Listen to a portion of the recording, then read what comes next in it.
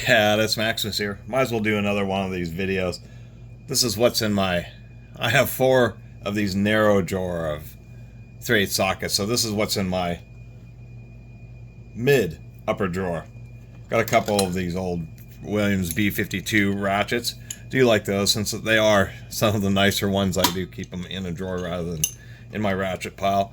A while ago I reviewed these Quinn gear wrench base ratchets, and what can I say? They're a gear wrench.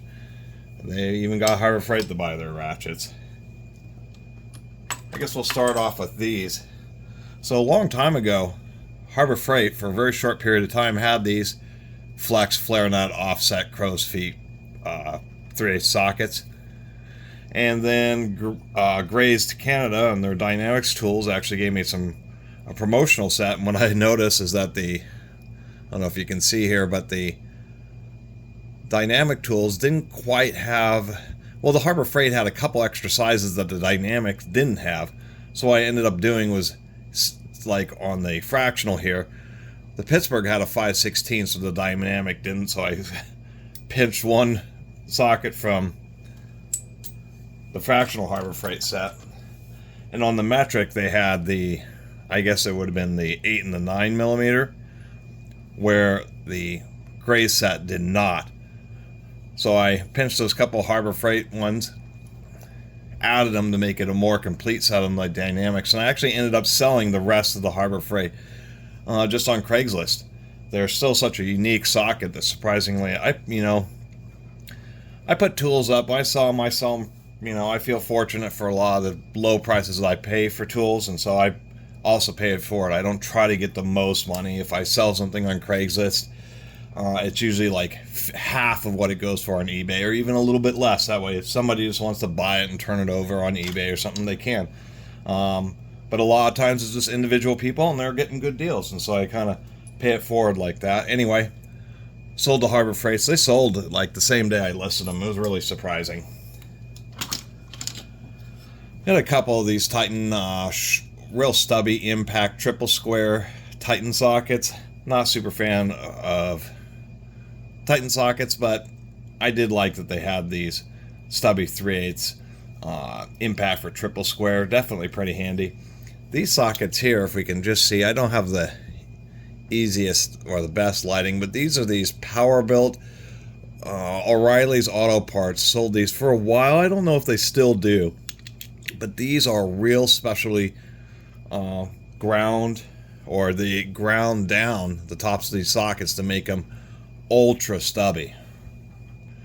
And it's one of the kind of rare stubby 12-point chrome sockets, and so O'Reilly's had a metric and fractional set, so I picked these up, and I still really like them.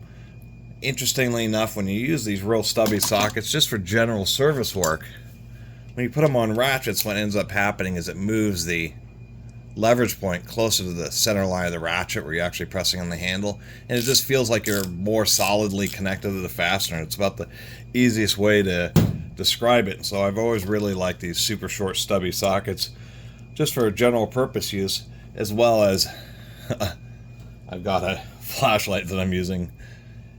Anyway, stubby sockets are great because they fit in the tight spaces, and because they're so short, the wrench doesn't want to lean over and actually strip out the side of the fastener.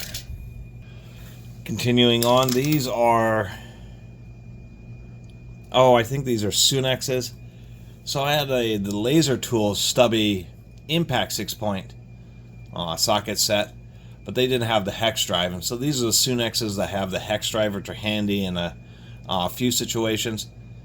And I think I ended up impulse buying them, although I really haven't had a use for the hex drive.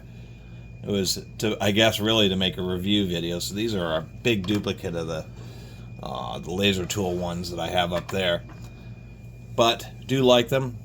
The only thing I found a little bit annoying about all these socketry and pass-through sockets that have hex drives is there's a bunch of different sizes.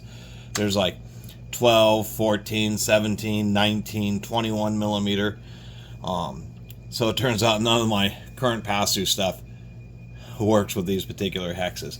But it is a nice complete set. from 6mm through 19mm, and they were pretty cheap, to tell you the truth. These are the OG Harbor Freight kind of turbine stuff, or not turbine, but I guess step style. I don't know really how to describe that pattern.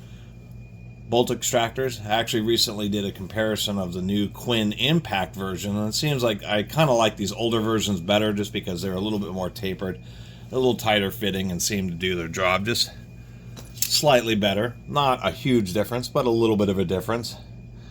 We'll grab this strip. This is just some random stuff. These are, oh, I forget, these are for, I think they're called weatherhead fittings, but a special type of fitting, and these are just a little 4-piece, one of my few snap-on sockets, but I just noticed these because they look like really strange looking sockets, and figured if I ever ran into anything that needed them, I was probably going to have them.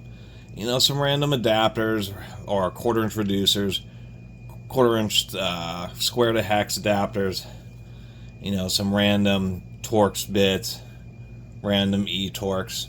Just some miscellaneous stuff on that strip. And over here we have, this was that Tecton E-Torx 3/8, like, I guess it was a master set, but I really like this set because it went from E4 all the way up through E20, all in 3/8, and I just thought that was kind of handy. I certainly had all these E-Torx sizes, but they were spread out across other, you know, smaller ones in 1/4-inch, mid-sized ones in 3/8, large ones in 1/2-inch. And I actually really like this set, just because it was a 12-piece set and it's really comprehensive. And I still would recommend that, just because for not very much enough money and a, you know, decent quality from Tecton, you get all the E-Torx sizes just in one socket strip. Definitely went for those. This is another O'Reilly's. I guess I did get the O'Reilly's really stubby 3/8 Torx sockets, but they were spread out between 1/4-inch and 3/8, so these are the 3/8 ones. They also had these stubby hex sockets, which are a bit amusing. You know, we have a 19mm hex socket being driven by a 3/8, and obviously a 19mm socket head cap screw are usually associated with machine screws, heavy duty and high torque, and I think it's just hilarious that they'd include this, just because any 19mm socket head cap screw is not going to be broken by a 3/8. It's more for, once you have it broken, just being able to run it in and out. But nonetheless, I thought there was an interesting set of sockets, and since they had them both in metric and fractional, I decided to go for them. I like to collect tools. What else do we have in here? I keep all these on one strip because I figure if I ever run into the specialty fasteners, all I have to do is grab one strip. So I have this. These are the older school AutoZone color band sockets when they were still good. We have these More Torques, which apparently are, you run into them here and there. I guess Chevrolet uses them, but there's other industries that use these More Torque fasteners, and actually these came from AutoZone as well. They don't sell any of these types of sockets anymore, I don't think. But anyway, I thought they were unique, and I thought they were cool, so I got the More Torques. Then we have just a normal smaller size triple square. And then we have these, which I thought was really neat, these green band. These are like Torques, but they're 5-lobe, so they're pentalobe. People may be familiar with those, like Apple computers and Apple devices use really tiny versions of pentalobes. But apparently companies like Honda and stuff the last few years have been using these type of specialty security fasteners on their cars, which I think is total baloney. But for a while, AutoZone had these pentalobe, and it was a 3/8 and 1/4-inch combo set, but pretty comprehensive, so I picked those up. I mean, if you ever run into a pentalobe, you're going to need that socket to get it out. The same with the 6-point version, the Torx version, the pin and socket security. Got those as well. Interestingly enough, for some reason, AutoZone really had a decent selection of these real specialty sockets. It was like something they were, I guess, doing. I'm not sure, but I'm realizing looking at this that all the sockets on this rail actually all came from AutoZone. What do we got here? We have my old school Craftsman 6-point universal sockets. And O'Reilly's Auto Parts had these 12-point universal sockets. But I did want to point this out. Interestingly enough, the Craftsman's were like a lot shorter than the O'Reilly's Power Torque 12 points. And I initially couldn't really figure out why there'd just be such a massive height difference between these two. And I guess it's just styles of different manufacturers. And then that made me realize, and why I was actually kind of stoked to have got these, was the situations where you may want a shorter one or you may want one that's slightly longer. And so that's really the impetus. It was kind of two birds with one stone. I get a significantly different, like a mid-length universal socket, as well as getting the advantage of a 12-point.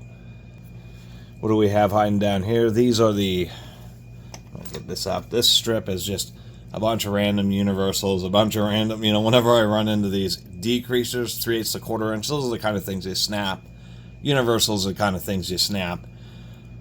Increases you don't really snap, but I pick them up anyway. But I have a whole bunch of extras. Anyway, Harbor Freight has these 3/8 Pittsburgh kind of long stem Torx impacts. Pick those up. Impact universals, various styles.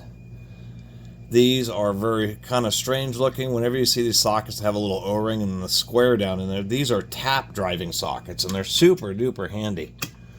Got those from, I think, a CarQuest. I did get the 3/8 Icon impact swivel set. They're actually pretty decent. It was a pretty complete set for the fractional because they went all the way from 5/16 to 1 inch, so it was actually a pretty decent set. The Icon's a little bit weird in that regard, where some of the sets are really complete, some of them aren't so great. Here's a set I reviewed a long time ago. This is one of my oldest of my good socket sets. I bought these from some auto parts store easily 20 years ago. This may have been 25 years ago. Heck, just getting out of one of my first tools, and these are the SK metric swivel impact socket sets, or socket set I should say, and I was pretty stoked to pick these up. I think I only paid $60 or something new. It was just an amazing closeout deal, and it was like the full set from 8 all the way up to 22 millimeter. What else do we got down here?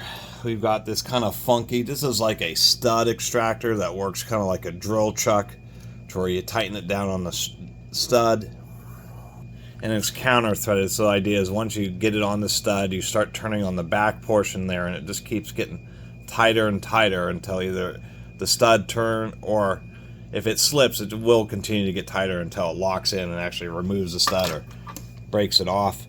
More random stuff. This was one of those channel lock. This is their idea of a universal socket where you'd adjust it and then put it on a ratchet. They did have these, and this is just a 3/8 drive, but apparently they have them in 1/4 inch and half inch as well. Kind of a weird socket. Other weird stuff. This is like one of those, on some automotive rear brake calipers, you have to press on, when you change the pads, you have to kind of twist on the piston. They either have a 2 or a 3 prong, and this is like an adjustable one, so you can adjust these pins here, and then you drive it through the center. And I thought that was kind of an interesting, complicated socket. Random adapters, some oil filter sockets, a bunch more universal joints. Oh, and I shouldn't forget to mention I have some various oxygen sensor. This is one of those 3/8 impact to 1/4 inch hex adapters. Various oxygen sensor sockets, because you always seem to need just a certain shape or size of, I shouldn't say size, but a particular shape or design of oxygen sensor socket to be able to get at a lot of different oxygen sensors.